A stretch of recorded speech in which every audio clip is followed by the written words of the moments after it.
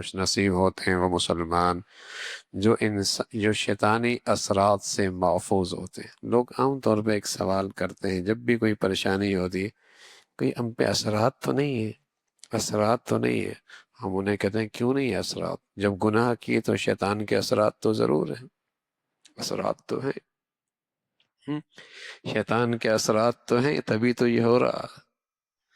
اب ہر چیز کا اثر پتہ نہیں، اثرات سے مراد پتہ نہیں کیا لیتے ہیں، لیکن شیطان کا اثر کا یقین نہیں کرتے کہ ہاں شیطان کا بھی اثر ہو سکتا ہے، شیطان کا بھی اثر ہو سکتا ہے۔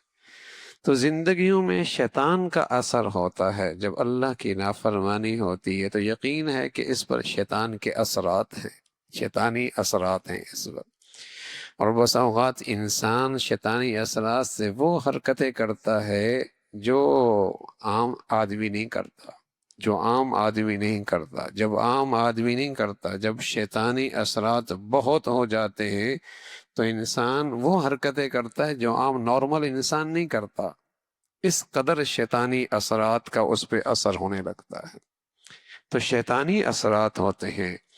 ہاں فرمایا میرے جو خاص بندے ہیں ان پر شیطان کا اثر نہیں ہوتا۔ ان عبادی لیس لک، جس قدر آدمی پاکیزہ رہتا ہے، طہارت پہ رہتا ہے۔ طہارت دونوں قسم کی طہارتیں ہوتی ہیں، جسمانی طہارت بھی، روحانی طہارت بھی۔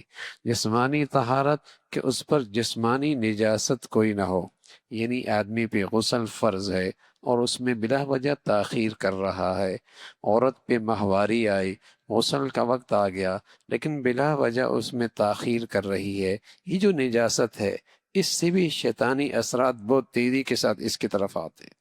اس سے بھی شیطانی اثرات بہت تیزی کے ساتھ اس پر آتے ہیں، اس لیے کہ گندگی اس کی غذا ہے، نجاست اس کی غذا ہے، گندگی نجاست اس کی غذا ہے، تیزی کے ساتھ اس پہ اثرات کرتا ہے۔ دوسری روحانی طہارت، گناہوں کی گندگی، گناہوں کی گندگی یہ بھی ایسی چیز ہے، یہ بھی شیطان کی خاص غذا ہے۔ کسی گھر میں ہو، کسی گھر میں ہو، کسی زندگی میں ہو، شیطان اس پر بھی تیزی سے قابو پاتا ہے۔ طہارت کی زندگی، گناہوں سے بھی طہارت ہو اور ظاہری نجاست اور باطنی نجاست اس سے بھی طہارت اور پاکیزگی ہو، یہ شیطان کے لیے رکاوٹ ہوا کرتی ہے، یہ شیطان کے لیے اس لیے رسول اللہ صلی اللہ علیہ وسلم فرمایا کرتے تھے کہ الوضوء صلاح المؤمن، باوضو رہنا یہ مومن کا اسلحہ ہے۔ الوضوء صلاح المومن، باوضو رہنا یہ مومن کا اسلحہ ہے۔ ظاہر ہے جب آدمی باوضو رہے گا تو اس پر نہ تو غسل کی ضرورت ہوگی، تبھی تو باوضو ہو سکتا ہے، ہاں اس گندگی سے بھی پاک ہے۔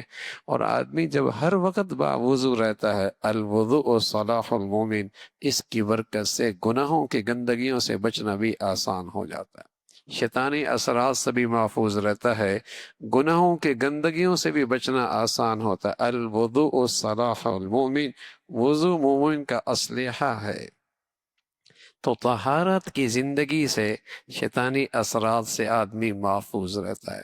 ورنہ اب دونوں چیزیں ہیں، خاص طور پہ نوجوان بچے بچیوں میں، چونکہ انہیں پاکیزگی کے مسائل ہی کوئی نہیں پتہ، انہیں طہارت کے مسائل ہی کوئی نہیں پتہ، انہیں ماہواری آتی ہے انہیں اس کا بھی احساس کوئی نہیں، ان پہ غسل فرض ہوتا ہے، اس غسل فرض ہونے کے مسائل انہیں کوئی، ایک تو یہ گندگی ہے اور دوسری طرف گناہوں کے ماحول میں زندگیاں گزارنا اور گناہوں کی زندگی گزارنا، اور پھر جب ان کے اندر زندگی آتی ہے شیطانی، پھر کہتے ہیں پتہ نہیں اسے کیا ہو گیا۔